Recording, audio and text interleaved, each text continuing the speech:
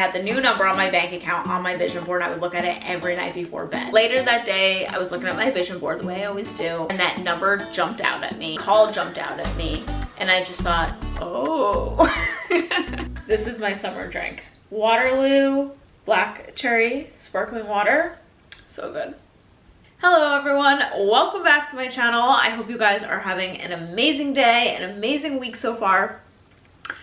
It's been a minute since I've talked about law of attraction, manifesting, and actually did a sit down video and talk to you about this. I just knew that it was time to film another law of attraction video and check in with you guys and see where you're struggling. So I posted an Instagram photo and I asked you guys, where do you struggle with the law of attraction? What do you want to know? What do you want me to cover in this video? And as I read through a lot of your requests, I saw that so many people wanted to know the same thing, like where do you start? And what do you do when things aren't working? And actually, what do you do when things start getting worse or you face obstacles? I have everything written down for you guys in notes on my phone and almost like a blueprint. So feel free to also grab your phone and jot things down, or grab a notebook, grab a journal.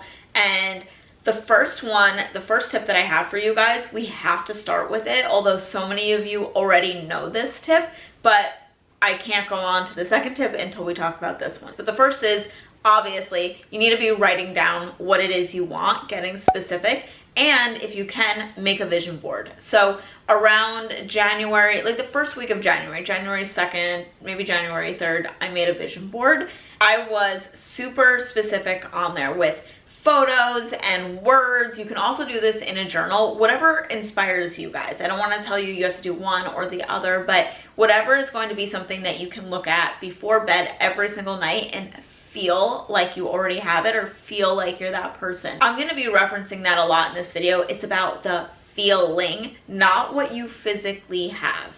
We don't want to just focus on the physical because we're trying to attract something new, something that's not there yet. Maybe you're trying to attract a new partner, you're trying to attract a new job, you are trying to attract more money or a vacation or weight loss. Whatever it is, you don't have it yet. So we're only going to be going off of feelings and how something makes you feel. I like having words and I like journaling, but a vision board just makes it look like that's already my life. These aren't my vision boards, but just going into Pinterest and showing you guys some of other people's vision boards, you could just get that feeling, get that picture that like, it's almost like a snapshot into your future life. And the other reason why we want to do this is because we want those goals or those things to live in the forefront of our brain. We want to remember that. One of my manifestation stories of something that I attracted, the only reason I attracted it was because I was looking at my vision board every single night and what I wanted was on the forefront of my brain. So when the opportunity came, I was able to jump on it and do it. And a lot of us are given signs all the time, or we're given opportunities all the time, but we don't take them because we're not even thinking about it. Once you start looking at your vision board every single night before bed, and you go into bed and your subconscious mind starts thinking, how can I make this happen in real life? So that's my first tip. You got to get it on paper. You have to get a vision board and you have to look at it every night before bed. A lot of you guys already probably know that tip and are ready for the next one. So the next one is number 2. You don't attract what you want, you attract what you are. So that goes back to the first tip of that feeling. What is that feeling that we want? And that's what we're attracting. We can keep saying like, I want my dream body, I want my dream house, I want my dream car, I want my dream soulmate, I want. And what that tells our subconscious brain when we're going to bed is that you don't have it. And when you're trying to manifest, that's the opposite of what we want to do here. We want to feel abundant. We want to feel like we have it. What I love about law of attraction is a lot of the things that you talk about when you're talking about law of attraction are things that we've heard growing up our whole life. Like, think about when you had to do a presentation in school and you're, worried about it, and you talk to your parents and they say, fake it till you make it, act confident and nobody will know. Or what about when you were in school and you were nervous about taking a test and your teacher said, just picture yourself, acing the test, you get 100 and act from that. We have been hearing these things our whole life for a reason. That's what I want you to remember for tip number 2. You need to become the person that has what you want. This brings me to the first thing that I recently attracted. We're going to be talking about a couple different things, but the first thing was weight loss. So for me, after pregnancy and birth and then breastfeeding, I was in this phase of I would gain weight and then lose weight and gain weight and lose weight. And I just found, like, especially while I was breastfeeding, I was just not able to get where I wanted to be. But I decided to just change that. I said, I need to change my mindset because I have all the tools I need. I know a lot of healthy recipes. I know how to grocery shop for weight loss. I've done this before. I've had a fitness journey before. I'm loving my workouts. I have all the tools I need. Now it's not about this, it's about my mindset. A month ago, I decided this time we're doing it. We're sticking with it, we're doing it. And what did I do differently? I pretended it already happened. So the first day, just day one that I did my diet, I had done Pilates that day, and then I ate my healthy meals. I looked in the mirror, pulled up my shirt, looked at my stomach, because that was the area that I felt so self-conscious about since having my daughter. And I was like, I did it. Like, I did it. You did it. This is so exciting. Like, you finally got to your goal weight. Like, this is exciting. And like, make recipes, share them on TikTok, share them on YouTube. Like, you did it. You should be proud of yourself. When really all I did was day one. I ended up sticking with it for the rest of the month, and now we're on month 2, and I've lost a total of 6 pounds. Let the physical results that they weren't there yet, I didn't let that stop me. I just kept operating from, you did it. Like, this is exciting. So let's just recap what we have so far. We're writing things down and making a vision board, and we're looking at it every night before bed. So it's at the forefront of our brain. Number 2 is we're operating from the feeling, because we don't have the physical yet, but we do have the feeling, and we're holding on to that. The third tip is you need to seize the opportunities as they come. And the only way you're going to do that is by tips number 1 and 2, combining those, and that's how you're going to seize the opportunity. I'll use this time to share another manifestation that I just had. So the first thing that I was able to cross off my vision board recently was I used an old photo of me before pregnancy and my stomach. Even though with pregnancy, there's no going back. Like, I may never look exactly the same, but I just used it for inspiration. So I put that on my vision board, which I was able to cross off. And then the other thing was I took my bank account, I took a screenshot of it, I whited out the number, and I put in a new number, and that was the number I wanted to save in a year. Now, when I tell you this number was juicy, it was like, you know, when I always say to you guys, like, when you set a goal that gets you hyped, like a goal that you're like, damn, that would be exciting. So this would be a comfortable saving goals, and then reaching my hand a little higher, that's what the saving goal was. I had the new number on my bank account on my vision board, and I would look at it every night before bed.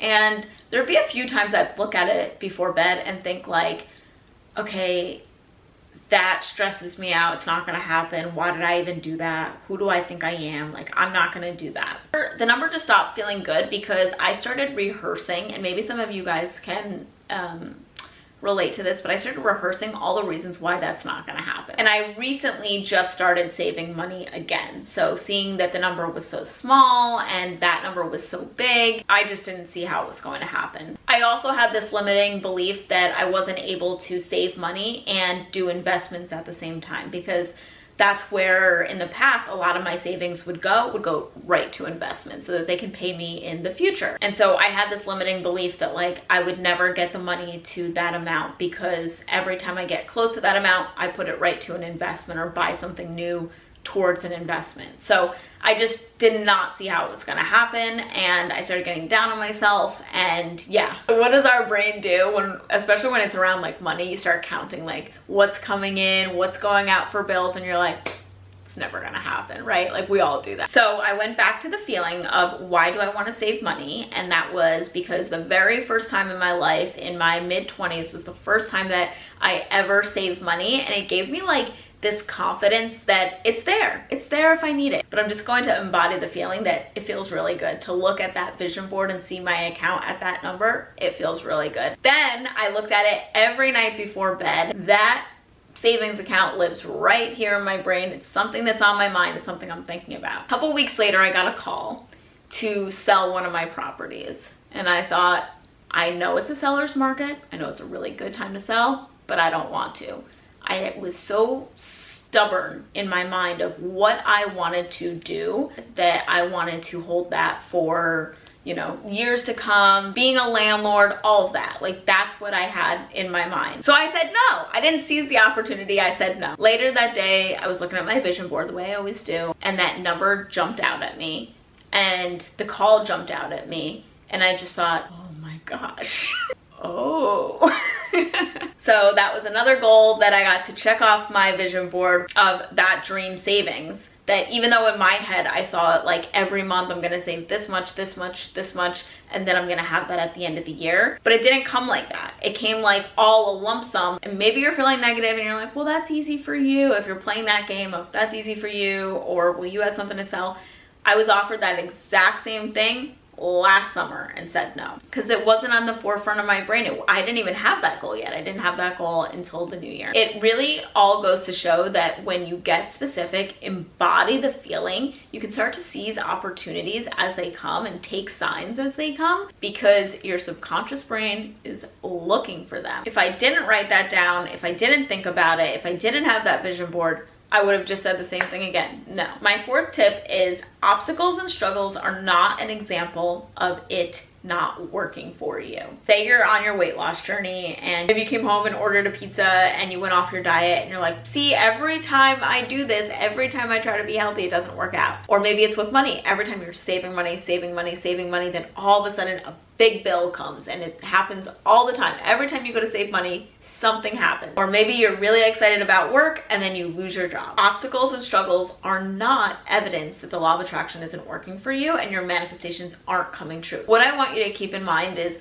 when you have your dream bank account, guess what? You still have bills. When you have your dream body, guess what? You still get invited to birthday parties. You still have down days where you want to order a pizza. You still have days where you're in a rut and you don't have motivation. What I have found with me, with struggles and obstacles and how to mentally deal with them when you are trying to attract more and trying to manifest, is that I started treating them like this. The next level version of me, the version of me that like has what I want on my vision board, like that has everything on there, still has obstacles and struggles, but she just deals with them differently. So what I want you to do is deal with them the way your higher level self would. Think of yourself that already lost all the weight. Well, how do you deal with sugar cravings, and how do you deal with, you know, not going to the gym one day? One day will not erase all of that progress, and the next day I would just go right back on the grind. So that's what I would do.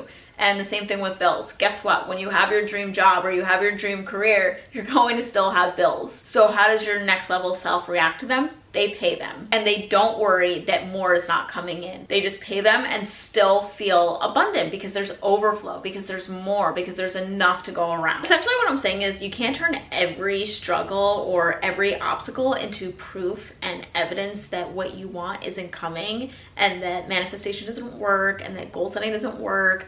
If you want to look for proof for anything, you can find it. You know, like the saying goes, like, money doesn't buy happiness, that if you're unhappy without money, that when you get money, it's not going to change everything in your life. It's not going to fix all of your problems. You're just going to be you, but with more money. It's kind of the same thing. Obstacles and struggles are going to happen. It's inevitable. How you choose to deal with them is up to you. Are you going to deal with them like you would, or like your next level self would? And my last one is you need to come up with either a mantra or a saying, or looking at your vision board or looking at your journal and all of your goals, but you need to come up with something when your mind goes to, because this is inevitable, it's going to happen, but your mind is going to go to the how.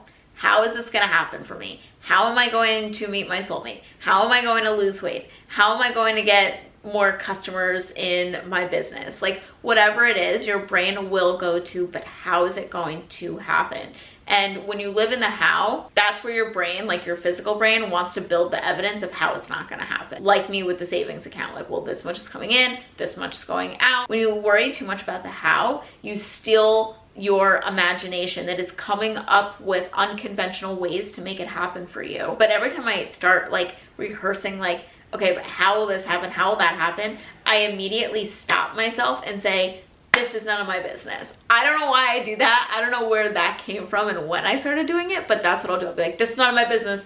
It's almost like when you're reading a book, if you were to like skip to the ending and start to read it, it's like, no, I want to finish. I want to read the whole book. Or movies. I don't want to fast forward and see how the ending goes and then watch from the beginning again. I sort of like that element of surprise and that something unconventional might happen. All the struggles or obstacles you might face when you open up your new business are helping you become that person who has a booming business, who has lots of customers, who has the experience. I need to let these experiences happen so that I can stay that next level person. So yeah, I just stop myself in my tracks and I'll just be like, stop worrying about the how. It's none of your business. I hope you guys enjoyed this video. Comment down, what was your favorite tip? What do you think you're gonna start applying immediately? I'd love to know, and let me know if you want more videos like this. Have an awesome day, and I will see you guys soon. Bye.